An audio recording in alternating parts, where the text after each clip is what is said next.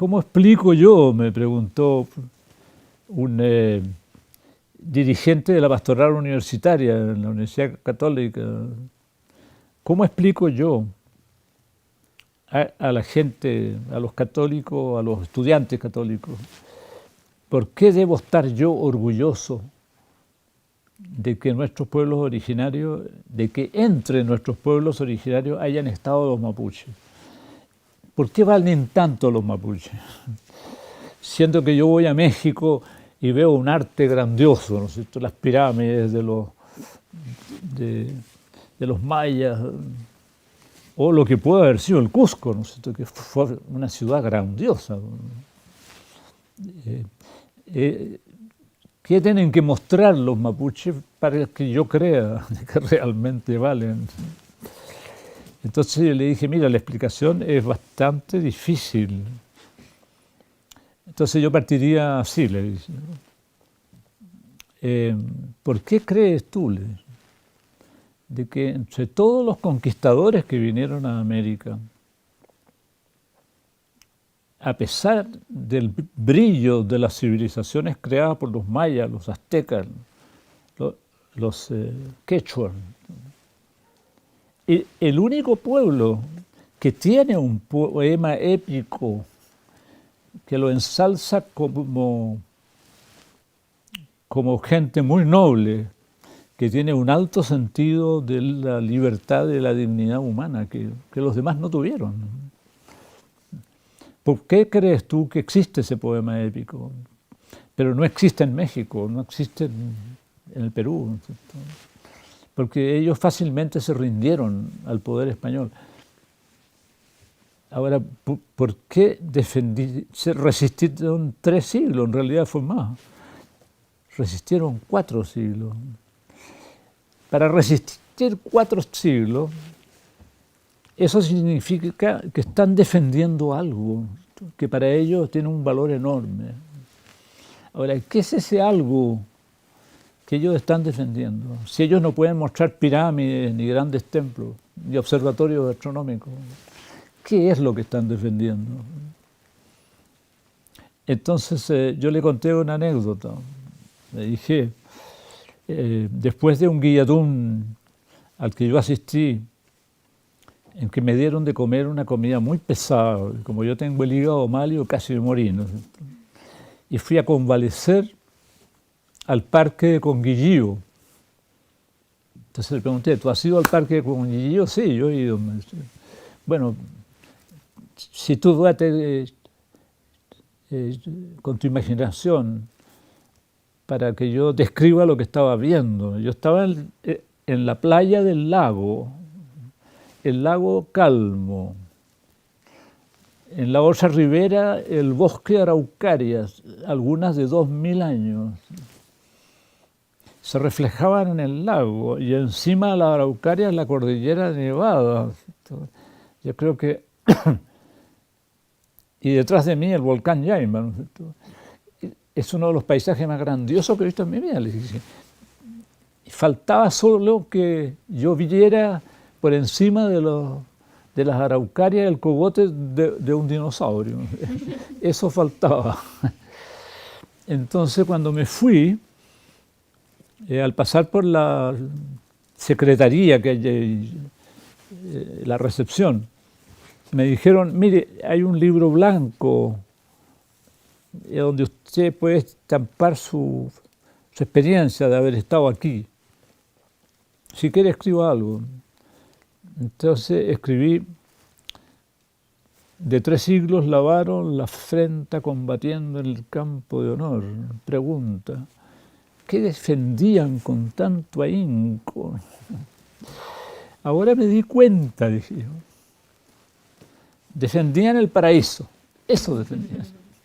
Y eso vale más que las pirámides de Centroamérica y los templos. Vale mucho más. Pero el paraíso solamente vegetal, telúrico, astronómico, no.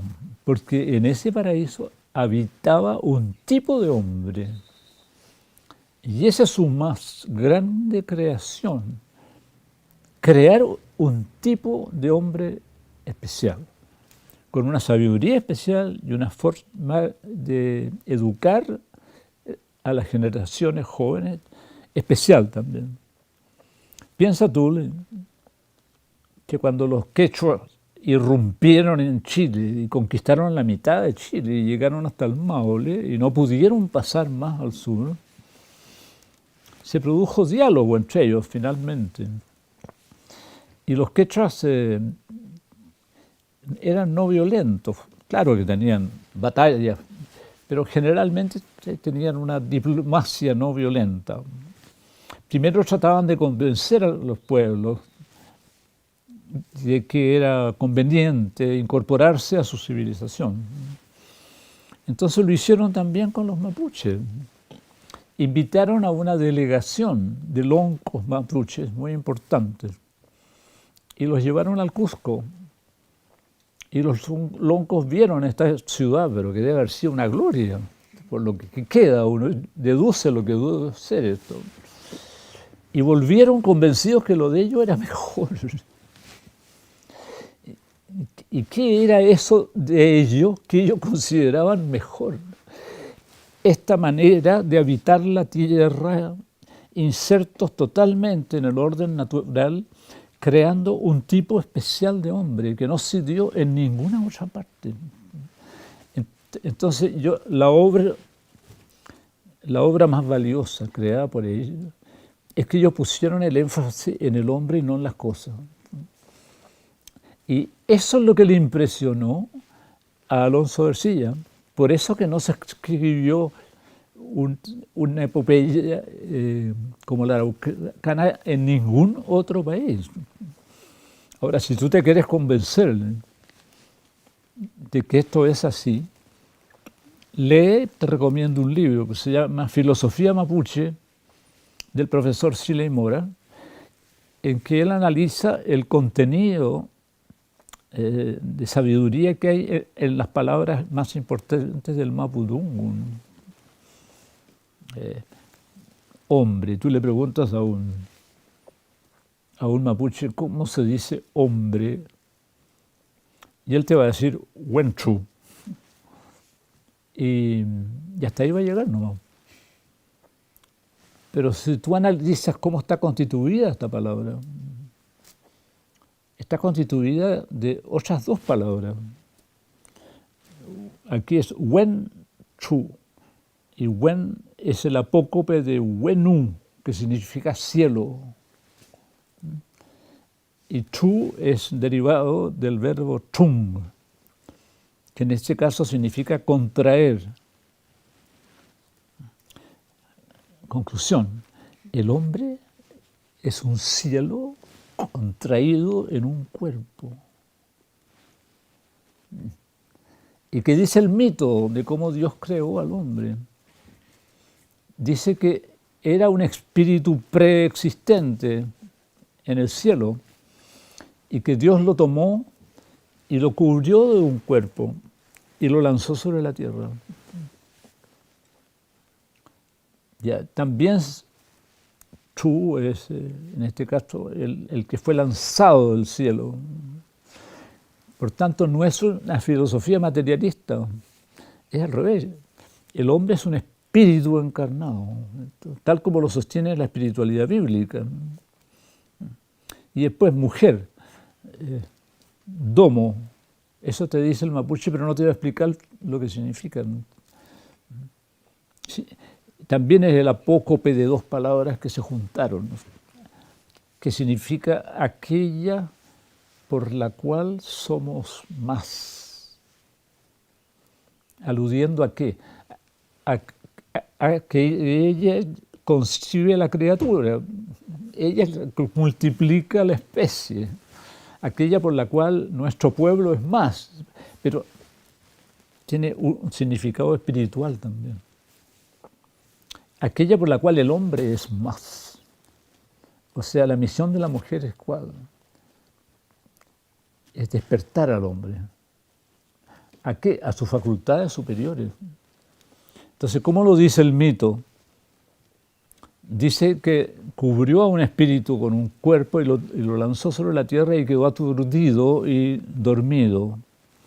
y después tomó otro espíritu y también lo cubrió con un cuerpo, que era la mujer, pero delicadamente la puso sobre la superficie de la tierra, que era pura roca, dicen ellos. Y ella fue caminando y Dios le dio la orden de encontrar a su compañero.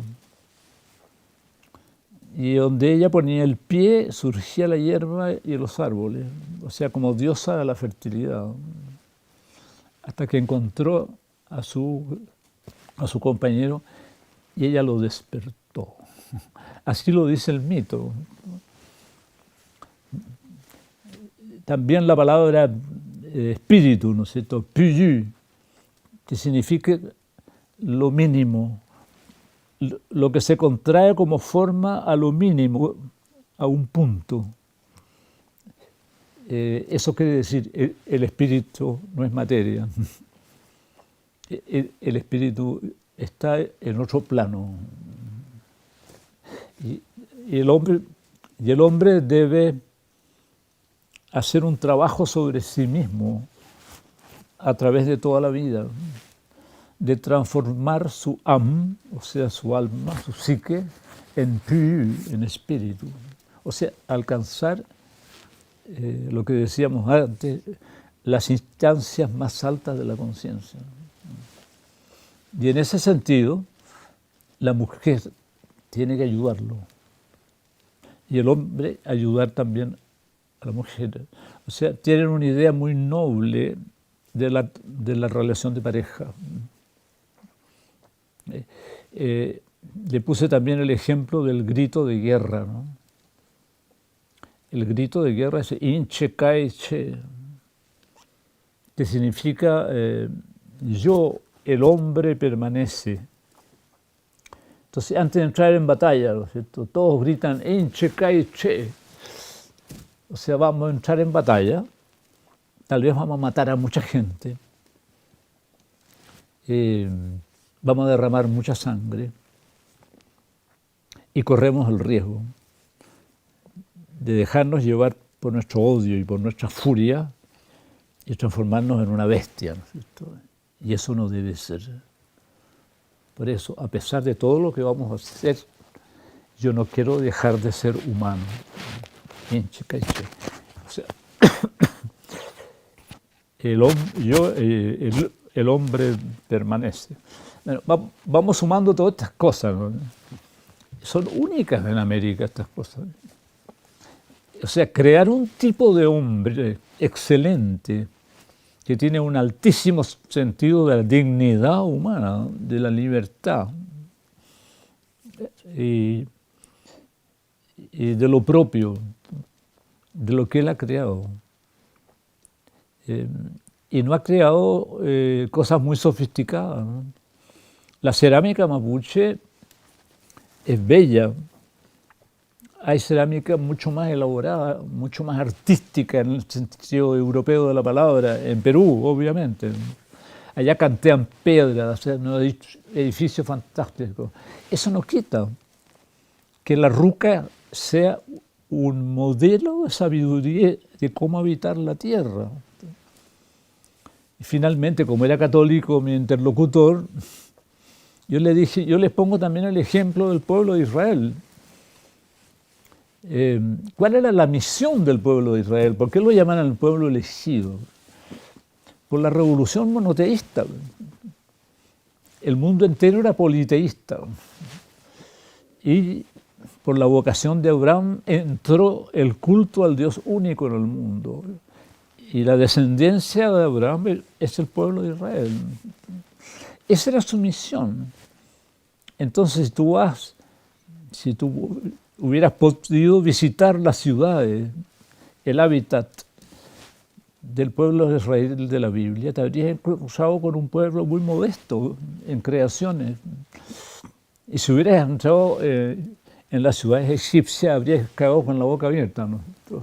O también en Babilonia o en Canaán, habrías dicho, pero son fabulosas civilizaciones. Y el pueblo de Israel es ¿qué? Es muy modesto. Vive con lo mínimo. Su civilización la ha hecho, en el fondo, imitando a los demás pueblos. Lo único brillante o grandioso que tenían era el templo de Jerusalén, pero no lo hicieron ellos. Lo hicieron los fenicios, porque ellos no sabían hacer ese tipo de cosas. Bueno, ¿qué buscaban? Crear un tipo de hombre justo. Eso valía más que toda la ciudad de Roma, que toda la ciudad de Babilonia, ¿no es cierto? Y con ese paralelo tú puedes entender entonces cuál es el valor del pueblo mapuche. No sé si me he explicado con todo lo que he dicho. Muchas gracias. Un poco larga la explicación. ¿No?